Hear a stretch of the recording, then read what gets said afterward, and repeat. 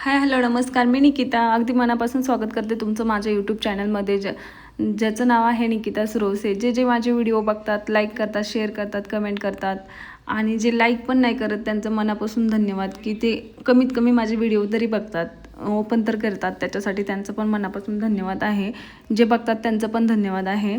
तर इथं मी सकाळ सकाळ स्वयंपाकाला लागले. नेहमी सगळ्यांची स्वयंपाकाची सुरुवात म्हणजे आता सकाळची सुरुवात म्हणजे स्वयंपाकानेच होते. आता काल होतं रविवार, तर रविवारचं झालं होतं थोडं म्हणजे निवांत असतं. पण आता सोमवार म्हणलं की बॅक टू वर्क, की 5:30 वाजल्यापासून जे स्टार्टिंग जेव्हा करायची असते ते स्टार्ट असतो दिवस तो टिफिनपासूनच. म्हणून मी इथं आता टिफिन करायला घेतलं होतं. आता रेसिपी तर काय सांगणार नाही. गवारीची रेसिपी करायची होती. गवार काय इथं गवार थोडीच करायची होती, का तर मिस्टरांना भाजी नव्हती द्यायची आणि मुलीलाच फक्त गवारीची भाजी द्यायची होती. त्याच्यामुळं मी इथं गवारीची भाजी बनवायला घेतली होती तिच्यापुरतीच. आणि लगेच म्हटलं तिकडं गवार शिजते तोपर्यंत आपल्याला जिऱ्याचं पाणी ठेवलं तिकडं गरम व्हायला, आणि लगेच इकडे चपात्या पण करायला घेतल्या. ते 2 हात आणि 3 गॅस एकदम असं पटापटा असं जसं काही मशीन बिशन लावले असं प्रमाणे काम करावं लागतं, की ज्यावेळेस टिफिन द्यायचे असतात वगैरे. आणि नेमकं जर उठायला जर उशीर झाला, 5 ते 10 मिनटं जरी उशीर झाला की पूर्ण टायमिंगचा सगळा गोंधळ होऊन जातो. कारण 7च्या आधी मला डब्बा तयार करावा लागतो. 6:30पर्यंत मिस्टरांचा करावा लागतो, 7पर्यंत मुलीचा करावा लागतो.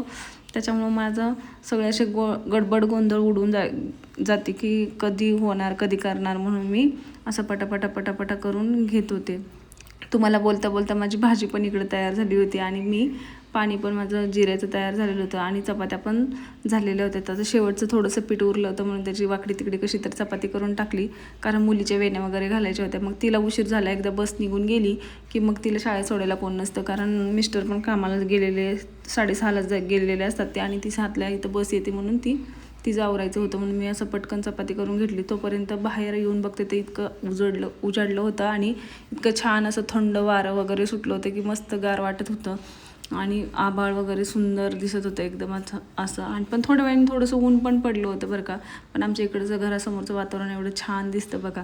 नंतर सर्व घरातली कामे वगैरे आवरले. 10 वाजेपर्यंत झाली होती माझी सर्व कामे वगैरे. मग मी माझ्या नाश्त्यासाठी काहीतरी बनवावं म्हणून मी भिजत घातलेले मोड आलेले मूग होते, त्याच्यामध्ये काकडी, टमॅटो आणि कांदा आणि दही आणि लिंबू नाही टाकलं, त्याच्यामध्ये थोडंसं मीठ टाकलं आणि हे मिक्स करून खात होते. तोपर्यंत मी सानूला डाळिंबाचे दाणे दिले होते काढून, पण तिला कुठं ते खाऊ वाटतं. मम्मी जे खाते ते मला खायचं असतं ना, त्याच्यामुळे ती लगेच मी जे खाते ते खाण्यासाठी आली होती. मग मी त्याच्यामध्ये थोडासा गोडवा येण्यासाठी, शुगर वगैरे काय टाकत नाही, मग थोडासा गोडवा येण्यासाठी ते डाळिंबाचे दाणे टाकले होते. आणि मग मी ती म्हणलं आता खाती का नाही बघावं म्हटलं, तर ती आवडीने खात होती. पण खाणं कमी आणि खाली सांडणं जास्त, हाच प्रकार तिचा जास्त असतो. पण तिला वेगळीकडे द्यायला तर ती वेगळीकडे पण नको असतं तिला. हे बघा असा करून ठेवलं. तर हा टिपॉय माझा सकाळपासून 2दा झालेला आहे पुसून, आणि घर आता ही दुसरी वेळ असेल पुसायची, की तिने खाऊन सांडल्यावरती वगैरे. म्हणून किती वाजले होते, 10:30 ते 11च वाजले होते. 11 वाजेपर्यंत ही दुसरी वेळ आहे असं पुसायची वगैरे. मग नंतर खाऊन वगैरे झाल्यानंतर म्हटलं आता चला आपल्याला कपडे धुवावे लागेल. पावसाचा काही नियम नाही की पाऊस कधी पडतो कधी नाही ते.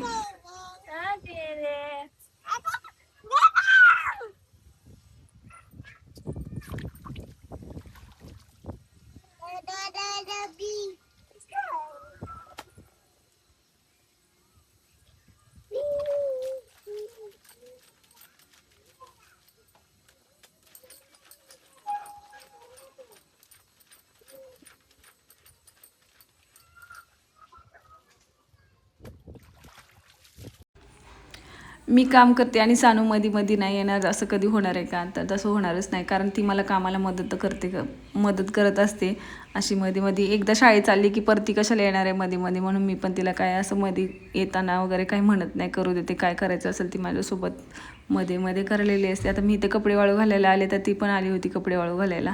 म्हणजे जिथं जाईल तिथं येते. आता एक दुसरा ड्रेस आहे हा सकाळपासूनचा.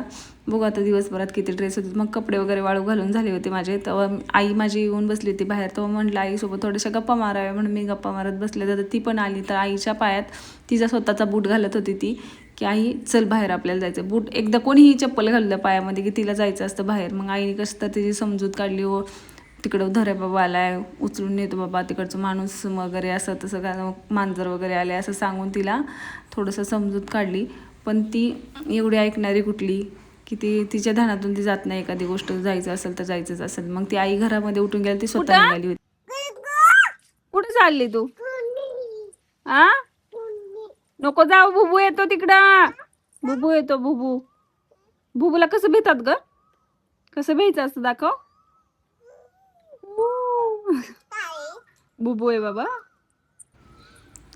नंतर ना 4 वाजता आमची दीदी शाळेतून आली. मग दीदीची बॅग चेक करणं रोजच्या रोजचं काम असतं. ते एक दिवस बुडवायचं नसतं, कारण ना ती रोजच्या रोज दीदीची बॅग चेक करते आणि त्या बॅगमध्ये काहीही टाकते. रिमोट असतो, कधी लायटर असतं, कधी पक्कड असते, कधी आमचं अगरबत्ती लावायचं वही तिच्या बॅगमध्ये. ती जेव्हा शाळेत जाते तेव्हा तिला समजतं की हे सानूने माझ्या बॅगमध्ये टाकले. मग ती संध्याकाळी घरी आली की मला सांगत असते हिने बॅगमध्ये वगैरे टाकलं बघ. मग जेवण वगैरे केलं आणि थोडासा आराम केला. म्हटलं आता आराम वगैरे झाले तर 5 वाजले होते म्हणलं. आणि ब्लाऊज पण भरपूर दिवस झालं, भरपूर म्हणजे 2 वर्ष झालं मी ब्लाऊज वगैरे शिवला नाही. साड्या पिकअप फॉल वगैरे केल्या, पण ब्लाऊज शिवला नाही. जवळजवळ प्रेग्नेन्सी नंतरनं ब्लाऊज शिवलाच नाही. आता सानू 2 वर्षाची होत आली तोपर्यंत म्हणजे शिवला नाही. असं जे असेल तेच ब्लाऊज घालत होते. पण म्हटलं आता इलाज नाही, आता आपण ब्लाऊज शिवलेच पाहिजे, कारण साड्या पण भरपूर जुन्या वगैरे झाल्या होत्या. म्हटलं आता नवीन ब्लाऊज शिवायलाच पाहिजे. 7-8 साड्या पडल्या ते त्याच्यावरचे ब्लाऊज शिवायच्यात, म्हणून मी इथं ब्लाऊज शिवायला बसले होते भरपूर दिवसांनी. पण म्हटलं आता कसा येतो कसा नाही माहीत नाही. 2-2.5 वर्ष तर झाले आपल्याला ब्लाऊज शिवून, म्हणून इथं मी ब्लाऊज शिवायला बसले होते. पण मी ब्लाऊज पूर्ण असं शिवल्याची क्लिप काही घेतली नाही, डायरेक्टली शिवलेला दाखवते तुम्हाला. व्हिडिओ आवडला असेल तर लाईक करा, शेअर करा, कमेंट करा आणि सबस्क्राईब करायला विसरू नका. तर हा माझा ब्लाऊज झालेला आहे बघा. आणि आता मी हुक लूकचे बटनचं इथं शिलाई मारत होते, तर स्किप न करता बघा आणि लाईक करा, शेअर करा, कमेंट करा, सबस्क्राईब करायला विसरू नका. आजच्या पुरतं एवढंच आहे. बाय.